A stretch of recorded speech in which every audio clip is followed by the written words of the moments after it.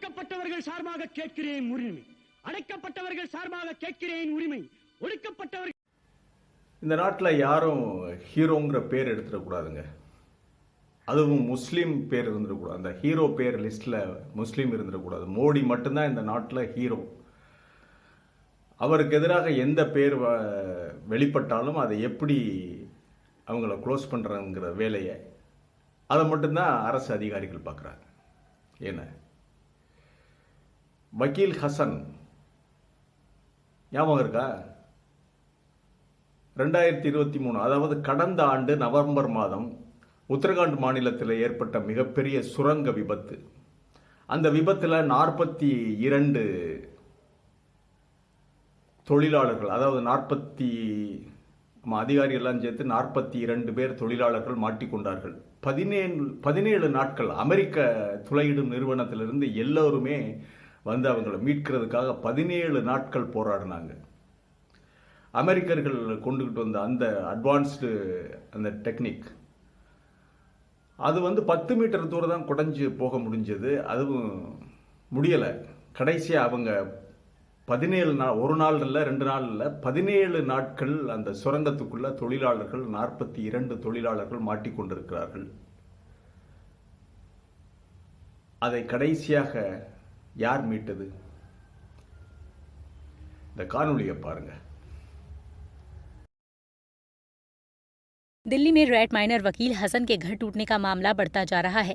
दिल्ली विकास प्राधिकरण यानी कि डीडीए द्वारा 28 फरवरी को अतिक्रमण हटाओ अभियान के दौरान कुछ अवैध घरों को ध्वस्त कर दिया गया था, जिसके बाद ये जानकारी सामने आई कि उसमें एक घर उत्तरकाशी के सिलकियारा टनल से 41 जिंदगियां बचाने वाले रैट माइनर वकील हसन का भी था। रैट माइनर की ओर से आरोप लगाए गए थे। इस पर डीडीए ने अपनी सफाई पेश की और वकील हसन के प्रति संवेदना व्यक्त करते हुए उन्हें दूसरे आशियाने की उम्मीद दिलाई थी। ऐसे में उत्तर दिल्ली के नरेला में उन्हें घर दिया गया, जिसके बाद अब वकील हसन धरने पर बैठ गए हैं, क्योंकि उनका कहना है कि मेरे 1 से 1.5 करोड़ के एवज में मुझे ऐसी जगह भेजा गया है जहां एक कुत्ता भी नहीं रहता। मुझे ऐसी उम्मीद नहीं थी।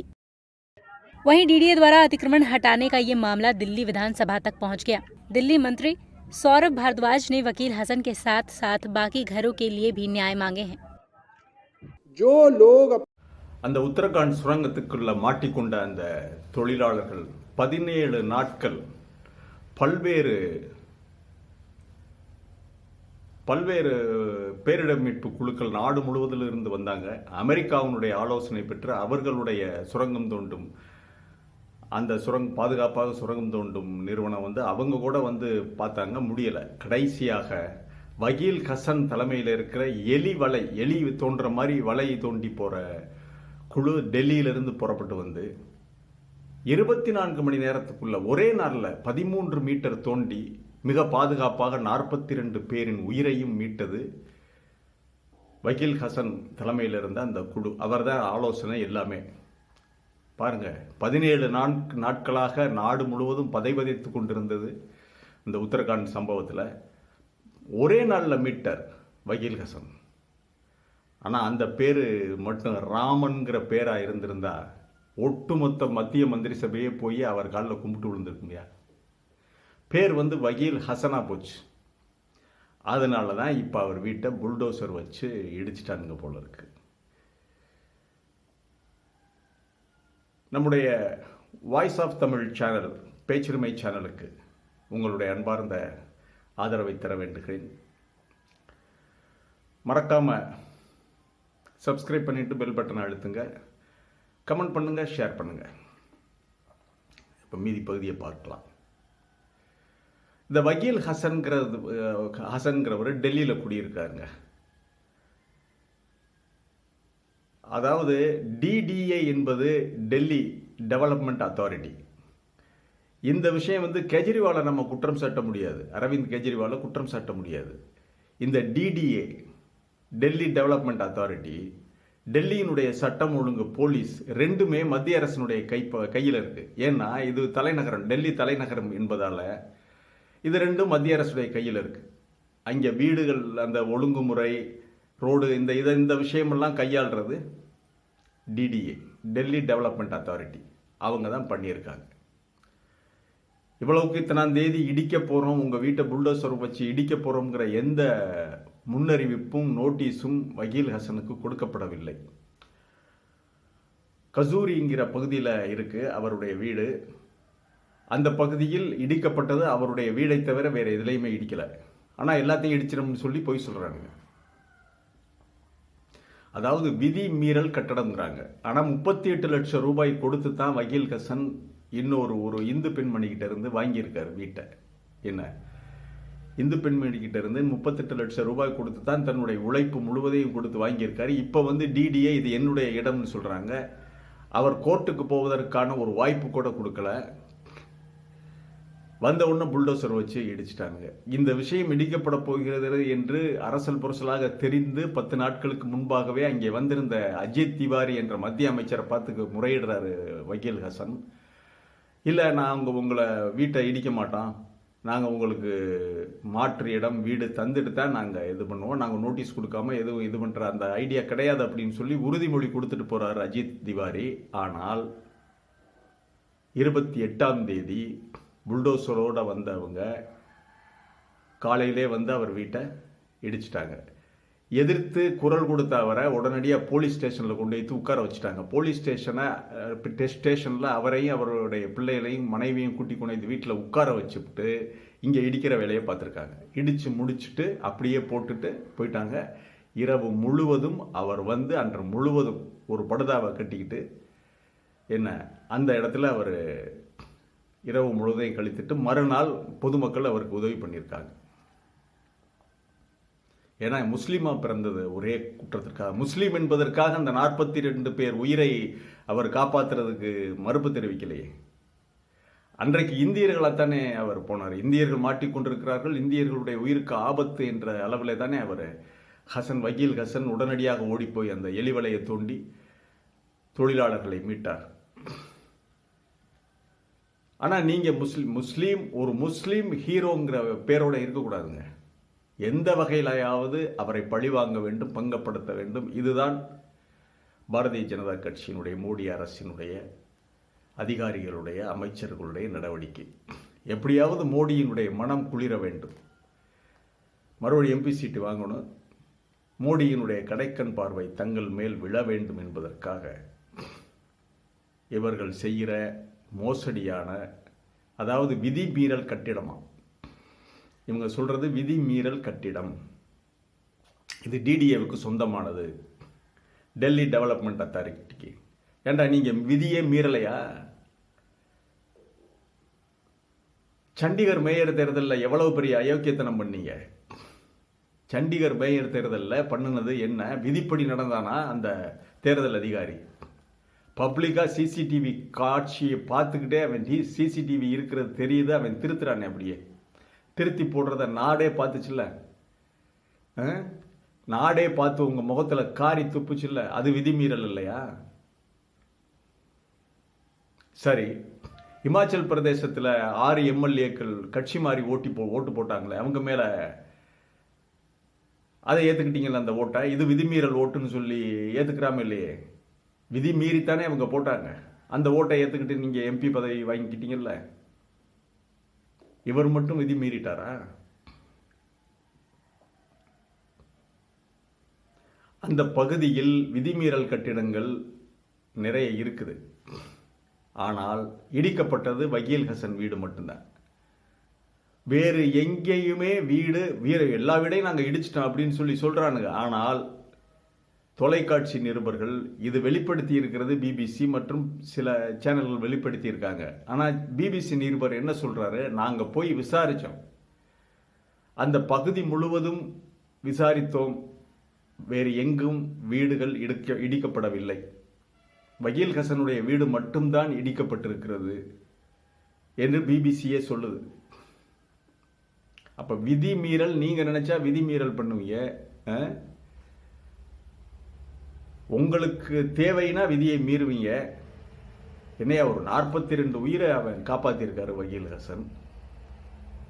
அன்றைக்கு அவர் முஸ்லீம் இந்துன்னு பேதம் பார்த்தாரா? ஒரு சிறிய சேதாரம் கூட இல்லாமல் உத்தரகாண்ட் சுரங்கத்தில் ஒரே நாளில் மீட்டு கொண்டு வந்த ஹீரோ வட மாநிலங்கள் முழுவதும் வகீல் ஹசன் என்றால் தெரியும்.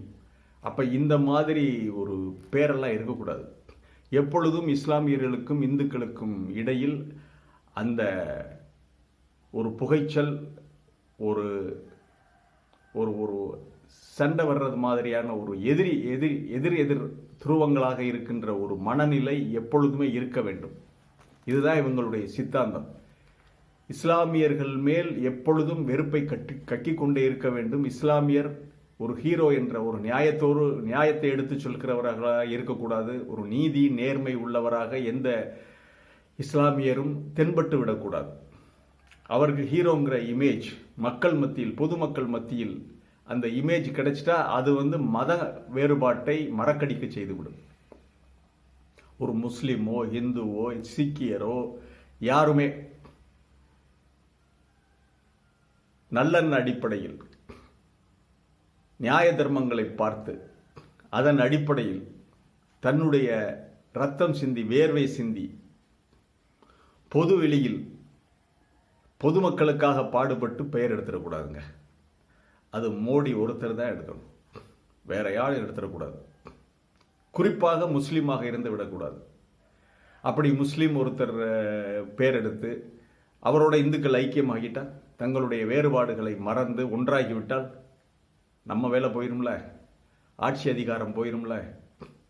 அதனால் அந்த முஸ்லீமை எப்படி பழி வாங்குவது என்ற கோணத்தில் இந்த ஆளும் பாரதிய ஜனதா கட்சி அரசு அவருடைய வீட்டை இடித்து சுரங்கத்தை தோண்டி 42 உயிர்களை மீட்ட ஒரு மனிதனுக்கு நீ முதல்ல வீடு கொடுத்துட்டுல, அப்புறம் அவருடைய வீட்டை அப்படியே விதிமீறல் பண்ணியிருந்தாலும் வீடை கொடுத்துட்டுல, அவரை பத்திரமாக இது பண்ணிட்டு வீட்டை கொடுத்து விட்டு நீ இடிச்சிருக்கணும். இல்லை வீடை இடிக்க போகிறோம் அப்படின்னு சொல்லி முன்னாடியே நோட்டீஸ் கொடுத்துருக்கணும். அவர் மாற்று ஏற்பாடு எடுத்திருப்பார், அல்லது கோர்ட்டை அணுகியிருப்பார், கோர்ட்டில் ஒரு ஸ்டே வாங்கியிருப்பார். எந்த சந்தர்ப்பமே கொடுக்கல. திடீர்னு காலையில் புல்டோசரோட இடிக்கிறது. இந்த புல்டோசர் நாயகன் யூபியில் இருக்கார்ல, புல்டோசர் மாடல், இந்த யூபி நாயகன் உத்தரப்பிரதேசத்தைச் சேர்ந்தவர் யோகி ஆதித்யநாத். அவருக்கு ஒரு கொண்டாட்டம். இந்த புல்டோசரை அமெரிக்காவில் நடந்த சுதந்திர விழா பேரணியில் அங்கே இருக்கிற அமெரிக்க வாழ் சங்கிகள், அமெரிக்க வாழ் இந்தியர்கள் இந்த புல்டோசரை பேரணியில் கொண்டுகிட்டு போனாங்க. இதுதான் இந்தியாவின் அடையாளம் என்று, இந்தியர்களுக்காக போராடுகின்ற, இந்தியர்களுக்காக உழைக்கின்ற, ஜாதி மதங்களை கடந்து இந்தியன் என்ற பார்வையில் மட்டும் வாழ்கின்றவர்களை இடிப்பதுதான் எங்களுடைய புல்டோசர். இப்போ என்னடா சொல்லுவீங்க? அமெரிக்காவில் இருக்கிற அமெரிக்க வாழ் இந்தியர்கள் என்னடா சொல்லுவீங்க நீங்கள்? புல்டோசரை மாடலாக எடுத்துக்கிட்டு போனீங்கல்ல, இப்போ என்ன சொல்லுவீங்க? அவர் என்ன முஸ்லீம்களை மட்டுமா மீட்டாரு? அதற்குள்ள மாட்டிக்கிட்டு இருந்தவங்க எத்தனை பேர் இந்துக்கள், முஸ்லீம்கள் என்று பார்த்தாரா? உயிரை பணயம் வைத்து போய் வகீல் ஹசன் தன்னுடைய குழுவோட போய் வேலை செஞ்சு மீட்கலை. தன்னுடைய கடமையை செஞ்சாரா இல்லையா வக்கீல் ஹசன்? அவருக்கு இந்த நாடு கொடுத்திருக்கிற பரிசு என்ன? ஆனால் ஒன்று நிச்சயம், பாரதிய ஜனதா கட்சியினுடைய தோல்வி தெரிய ஆரம்பித்து விட்டது. தேர்தல் அறிவிச்சுட்டா அதெல்லாம் பண்ண முடியாதுல்ல. அதற்கு பிறகு நாம் மீண்டும் ஆட்சிக்கு வருவோமா என்ற சந்தேகம் இவர்களுக்கு கிளம்பிவிட்டது, எழும்பிவிட்டது. ஆகவே இவர்கள் செய்ய வேண்டிய அயோக்கியத்தனங்களை எல்லாம் இப்பொழுதே செய்து விடுவோம் என்று இந்த வேலைகளை எல்லாம் இஸ்லாமியர்களுக்கு எதிராக, எந்த ஒரு இஸ்லாமியரும் ஹீரோ என்ற பேரோடு தென்பட்டு விடக்கூடாது. அவருக்கு என்னென்ன அநியாயம் அயோக்கியத்தனம் செய்ய வேண்டுமோ அத்தனையும் செய்ய வேண்டும், செய்து முடித்து விட வேண்டும் இந்த காலகட்டத்திற்குள், 2 மாதத்திற்குள்னு சொல்லி இவங்க செய்கிறாங்க. நாடு பார்த்து கொண்டிருக்கிறது. இது எதிரொலிக்கும். கண்டிப்பாக வகீல் ஹசனுடைய வீட்டை இடித்தது உத்தரகாண்டில் எதிரொலிக்கும். வட இந்திய தேர்தல்களிலே இந்த வீடு இடிப்பு சம்பவம் நிச்சயம் எதிரொலிக்கும். இது பாரதிய ஜனதா கட்சிக்கு ஒரு ஆப்பு. இன்னொரு குழியை அவர்களே பறித்து கொண்டார்கள். தங்களுக்கு தாங்களே பாரதிய ஜனதா குழி வெட்டுகிற முயற்சியில் இன்னொரு குழி தோண்டப்பட்டு விட்டது. நாடு பார்த்து கொண்டுதான் இருக்கிறது பாரதிய ஜனதா கட்சி ஆட்சியினுடைய லட்சணங்களை. மீண்டும் ஒரு காணொலியிலே சந்திக்கிறேன். மறக்காம சப்ஸ்கிரைப் பண்ணிட்டு பெல் பட்டன் அழுத்துங்க. கமெண்ட் செய்யுங்கள், ஷேர் செய்யுங்கள், பிடித்திருந்தால் லைக் செய்யுங்கள். நன்றி, வணக்கம்.